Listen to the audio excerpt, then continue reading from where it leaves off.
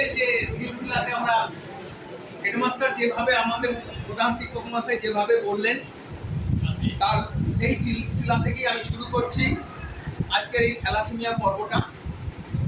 এখনো পর্যন্ত আমরা 127তম স্কুলে আছি, 126টা স্কুল হয়ে গেছে, তাতে 16,000-এর অধিক ছাত্রছাত্রী এই পরীক্ষাটা করেছে, HPLC টেস্ট। তাহলে কতজন করেছে তোদের করার কোনো অসুবিধা থাকবে না মনে হয়। তবু আমি যখন একটা বলে দেবো যে এটা কেন করানো দরকার আছে, কিসের জন্য করানো যায়, অবশ্যই তবে বুঝতে পারবি যে এটা দরকার আছে। প্রথম আমি সবাইকে আমার আন্তরিক ভালোবাসা শুভেচ্ছা জানাচ্ছি। প্রথম হচ্ছে থ্যালাসেমিয়া কি, থ্যালাসেমিয়া কিভাবে আসে, আর থ্যালাসেমিয়া প্রতিরোধ করার কি ক্ষমতা, আর থ্যালাসেমিয়া হলে তার কিছু হবে কি হবে না সেটার ব্যাপারে। থ্যালাসেমিয়া কি, থ্যালাসেমিয়া হচ্ছে এমন একটি রোগ যার কোনো সিস্টেম মানে সিমটম দেখা যায় না। থ্যালাসেমিয়া বাহক এ বাবা মার কাছ থেকে আসে, পরিবারের যদি থাকে বংশাবলী অনুসারে এসে যায়, বাবা মার যদি থাকে অবশ্যই থ্যালাসেমিয়া বাহক আর রোগীর মধ্যে ফারাক আছে। এবার বাহক কাদের হয়, বাহক কাদের বলবো, আমাদের শরীরে দুটো করে জিন আছে, মানে একটা অর্ধেকটা আমার মায়ের, অর্ধেকটা আমার বাবা। সেই জন্য আমাদের জন্মের সময় বলি নাকটা দেখ ঠিক বাবার মতো হয়েছে, রংটা কিন্তু মা ট্রাই পেয়েছে। সেই জন্য দুটো জিনের মধ্যে চলে। এবার এই জিনটা যদি কোনো সময়ের জন্য একটা খারাপ জিন হয়ে যায় আর সন্তানের মধ্যে চলে যায়, সেই সন্তান থ্যালাসেমিয়া বাহক হবে।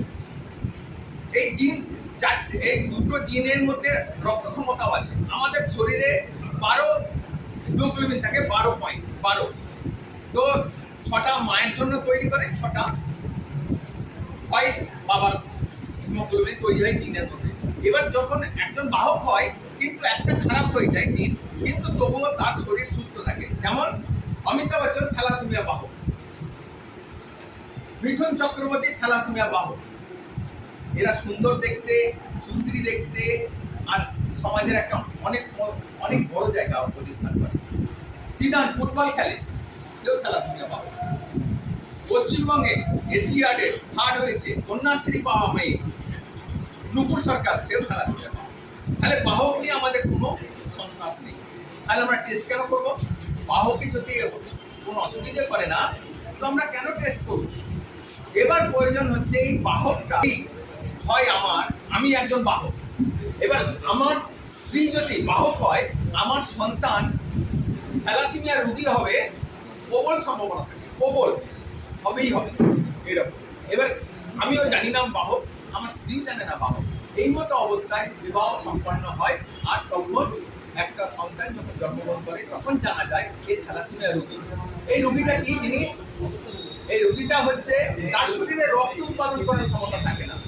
যারা থ্যালাসেমিয়া রোগী হয় তারা রক্ত উৎপাদন করতে পারে না। বয়স মাত্র 6 মাস বয়স থেকে তাকে রক্ত দিতে হয়।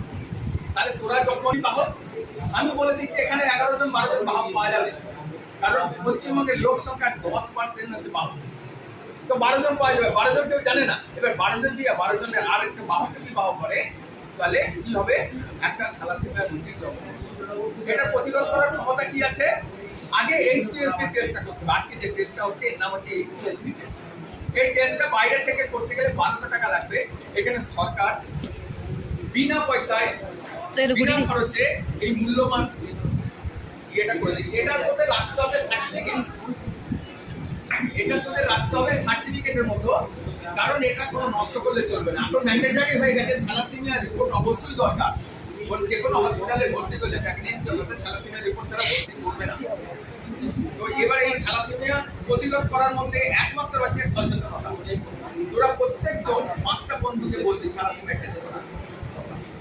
এই সচেতনতা যত বাড়বে থ্যালাসেমিয়া একটা না একদিন শেষ হবে। পোলিও এই দেশে ছিল, আজকে পোলিও আসে না, একটাই হচ্ছে কারণ সচেতনতা বাড়ানো।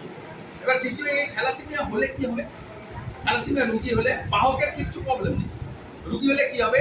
সে 6 মাস বয়স থেকে তাকে রক্ত দিতে হবে, আর রক্ত লোকাল মার্কেটে পাওয়া যাবে না, রক্ত হসপিটাল ছাড়া পাওয়া যাবে না। এই রক্ত কারা দেবে? কিছু কিছু অর্গানাইজেশন থাকে তারা রক্ত দেয়, কিন্তু সেই রক্ত দিয়েও তাকে বাঁচানো যাবে না। সে রক্ত পেতে পেতে একদিন 15 থেকে 20, 25, 30 বছর সে মারা যাবে। রক্ত দিয়েও তাকে বাঁচানো যাবে না, এমন একটি রোগ, ক্যান্সারের খুব খারাপ। তো এই জন্যে এই টেস্টটা সবাইকে করা দরকার। আর একটা কথা আমি বারবার বলি, ভিকুজি বিচার নয়, থ্যালাসেমিয়া রক্ত পরীক্ষা করেই বিবাহ বন্ধনে আবদ্ধ হন, তবেই ভারতবর্ষ থেকে থ্যালাসেমিয়া মুক্ত সমাজ গড়ে উঠবে। আমার এই রিপোর্টটার মধ্যে যেটুকু আমার বলার আছে বললাম। এবার কারো যদি কোশ্চেন থাকে সেটাও বলতে পারবে।